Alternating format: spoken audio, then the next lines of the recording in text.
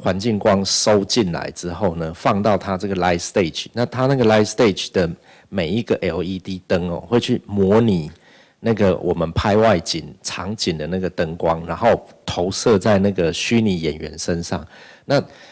刚刚我们看到那一座东西中间有一个演员，那个就是我们要去复制的虚拟演员，所以他会把这个外界我们收取的这个光呢，全部在这个 light stage 这个 LED 的这个球体的这个设备里面呢，全部复制。所以他刚刚有提到那个，如果我们拍的那个场景地上是绿色的草地，那个绿色草地会折射嘛，会折射在那个人的身上，所以他那个 light stage 底下那个光就会偏绿，因为他读取的那个外界的那个灯光的资讯是地上有草地的那张图，那所以呢，他那个绿色就会反到那个演员的身上，所以他就可以产生一个比较自然的模拟那个大自然环境里面的这种直接直射折射这种灯光的效果在我们那个虚拟演员身上。那反过来呢，如果说我们是拍绿幕，我们是在棚内要拍人，但是 key 那个背景，那这怎么办？这我们的摄影师刚刚同学有问到是说，那我们的摄影师是不是在那个打灯的时候会很受限？因为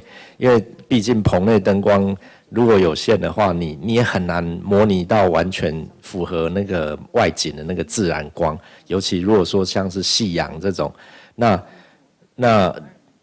这个刚那个 Diego 老师就解释说，其实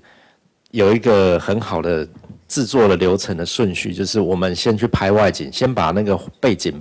拍起来。那在棚内的时候呢，你就把拍回来的背景呢，按在那个 monitor 上或者是投影在那个一个地方，然后让摄影师看，说就是要模拟这样的灯光。那相信那个灯光组跟摄影师会想办法去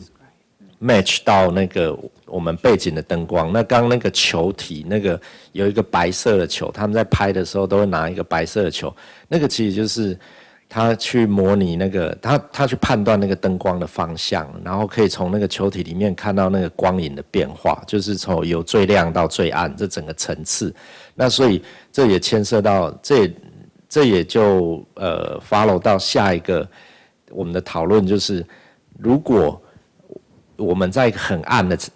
的一场戏里面，那我们那个演员要在很暗的环境，可是我们又不希望失去那个反差那个层次，那我们是不是刻意要把演员拍亮一点？那 Diego 老师的回答是的，就是说我们还是要在拍那个原始素材那个人的时候，你还是再把它拍亮一点。那个灯光照下来呢，它会有一个，